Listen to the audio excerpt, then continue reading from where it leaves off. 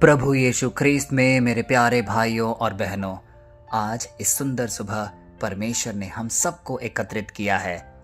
आज एक ऐसे सत्य का सामना हम करने जा रहे हैं जो हमारे तमाम प्रकार की शंकाओं को दूर हटाएगा। हम सबके जीवन में कभी कभी अभाव होता है, बीमारियां, निराशा, दुख, यह सब जंजीर की तरह हमें बांध देती है। और इसी परिस्थिति में हम यह सोचते हैं कि यह सब तो परमेश्वर हमें दे रहा है, यह सब हमें स्वीकार करना है, यह तो हमारे अंदर निहित है, हम इसे भाग नहीं सकते। लेकिन आज का वचन हमें साफ स्पष्ट शब्दों में समझा रहा है, कुछ भी बुराइयां जो हमारे जीवन में होती है, जो भी चीज हमें नष्ट करती है, चाहे वो बीमारी हो, अभाव हो, निराशा हो, कुछ भी परमेश्वर की तरफ से नहीं आता है, वह सब शत्रु लेकर आता है। आइए इस पर थोड़ा गहन चिंतन करें, जो कि हम पढ़ेंगे यूहन्ना के सुसमाचार से, अध्याय 10 पद संख्या 10। आइए इसे ध्यानपूर्ण तरीके से समझें। चोर किसी और काम के लिए नहीं, परंतु केवल चोरी करने और घात करने और नष्ट करने को आता है। मैं इसीलिए आया कि वे जीवन पाएं और बहुतायत से पाए। प्यारे भाई और बहनों, हो सकता है कि यह आयत हमने कई बार पढ़ा हो, लेकिन आज हम इसे एक अलग परिप्रेक्ष्य में पढ़ेंगे। वचन के अंत में यह कहा गया है, मैं इसीलिए आया कि वे जीवन पाएं और बहुतायत में पाएं।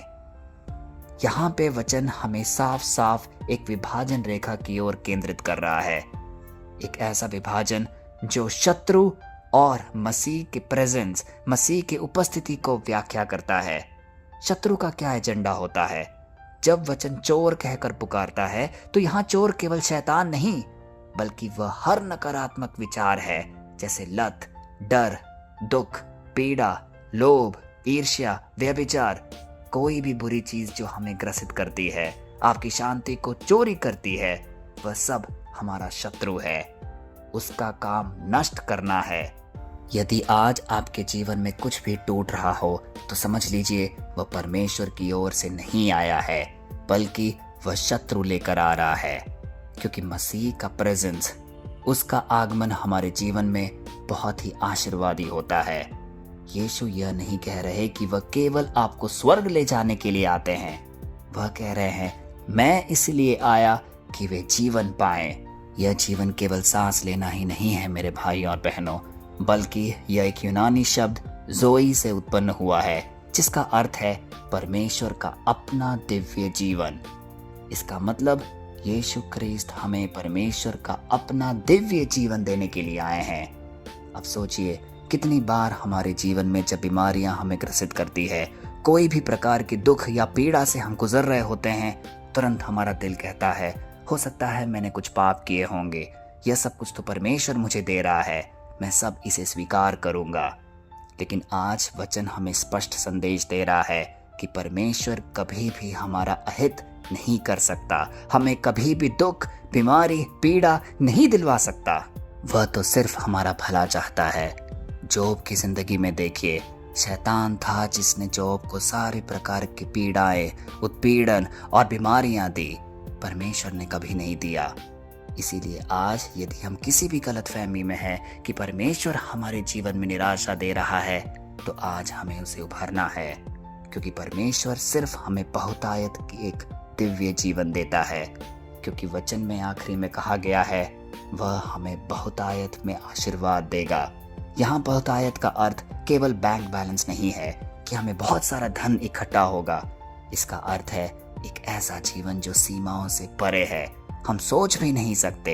एक तरीके की अटूट शांति, भरपूर स्वास्थ्य और वह आनंद जो दुनिया के उतार चढ़ाव पर निर्भर नहीं करती। सोचिए, स्वर्ग में कोई बीमारी नहीं है, कोई निराशा नहीं है, तो जो स्वर्ग में चीज नहीं है वह परमेश्वर हमें कैसे दे सकता है? इसीलिए मेरे प्यारे भाई और बहनों, हमें हर प्रकार की गलत धारणाओं से उभार पाना है। आज दुनिया आपको सिखाती है कि बस गुजारा कर जाए वही काफी है, बस जिंदगी कट जाए वही काफी है। लेकिन आज परमेश्वर हमसे कह रहा है कि वह आपको विजेता से भी बढ़कर बनाना चाहता है।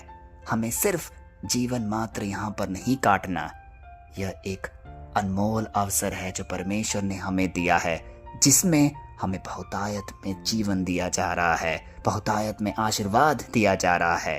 अब जरा कल्पना कीजिए, एक व्यक्ति जो समुद्र के किनारे प्यासा मर रहा है क्योंकि उसे पता ही नहीं कि उसके सामने असीमित जल का स्रोत है। हम भी अक्सर अपनी समस्याओं के किनारे अभाव में जीते हैं, अपने आप को कोसते हैं, आसपास की परिस्थितियों में उलझे रहते हैं, जबकि यीशु ने हमारे लिए बहुतायत का द्वार खोल दिया है। आज अपनी गुजारा करने वाली मानसिकता को हमें त्यागना होगा। आप एक राजा की संतान हैं और आपके लिए स्वर्ग का भंडार खुला हुआ है। जब जब आप इस वचन का आप अध्ययन करेंगे तो इस बात को स्वीकार करिए, विश्वास करिए कि आप चुनी हुई प्रजा हैं, आप एक राजा के वंश हैं और उसी प्रकार अपने जीवन का चयन करिए। तो आइए कुछ पल मौन रहकर सबसे पहले अपने परमेश्वर को हम धन्यवाद दें, जो कुछ आशीष वह हमें देता है। जैसे आज का वचन ही देख लीजिए, कितनी खूबसूरत तरीके से उसने हमें समझाया है कि हम चुने हुए हैं, हमें बहुतायत की जिंदगी मिलेगी। परमेश्वर हमें हर मुश्किलों से बचाएगा, सिर्फ हमें यह दृढ़ विश्वास अपने हृदय में जलाए रखना है। तो आइए ये प्रार्थना बोले। हे सर्वशक्तिमान पिता, आज हम तेरे चरणों में आते हैं। हे प्रभु, आज इस भीड़ में जो कोई भी महसूस कर रहा है कि उसका आनंद चोरी हो गया है या जिसकी सेहत नष्ट हो रही है, उसे आज छू ले। हम चोर के हर काम को यीशु के नाम पे डांटते हैं। हे पिता, उनके जीवन में अपना जोई यानी जीवन फूंक दे। आज से ये कमी में नहीं बल्कि बहुतायत में चले। हर टूटे हुए हृदय को आज तू जोड़ दे, हर खाली बर्तन तेरे अनुग्रह से भर जाए। तू आज देख रहा है किस प्रकार अलग अलग बीमारियां हमारे समाज में, हमारे परिवार में ग्रसित हैं।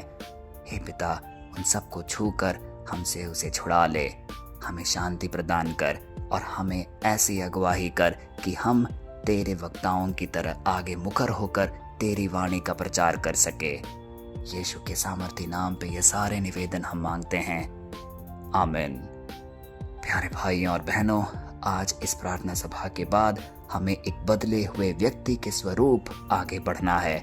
याद रखें, शैतान का काम केवल नष्ट करना है, लेकिन मसीह का काम आपको महिमामय करना है। अब से आप अपनी परिस्थितियों के गुलाम बिल्कुल नहीं हैं, बल्कि मसीह के जीवन में एक नए वारिस हैं। जाइए और उस बहुतायत में जिए, क्योंकि आपका उद्धारकर्ता आज भी जीवित है, आपके साथ है। आपके दुख के दिन समाप्त हुए और स्वर्गीय आशीषों का युग अब शुरू होता है। परमेश्वर आप सबको बहुत आशीष दे। कल फिर हम मिलते हैं, तब तक के लिए पिता परमेश्वर की असीम दया, कृपा और क्षमा में आपको, आपके परिवारजन को, आपके हर एक निवेदन को हम प्रस्तुत करते हैं, पिता, पुत्र और पवित्र आत्मा के नाम पर, आमीन।